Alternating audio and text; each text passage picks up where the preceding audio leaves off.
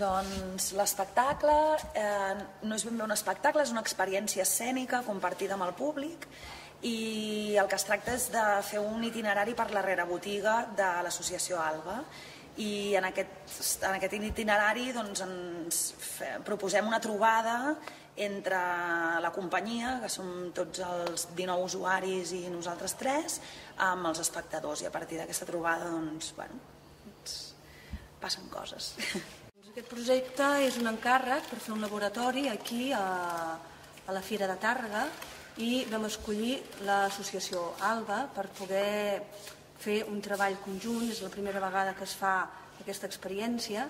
A partir d'aquí vam fixar unes dates de residència i ens vam posar a treballar. Hem fet més o menys unes 8 setmanes o 9 de residència i hem anat construint juntament amb diverses persones, usuàries d'aquí, de l'associació ALBA, tot el que és aquesta experiència escènica.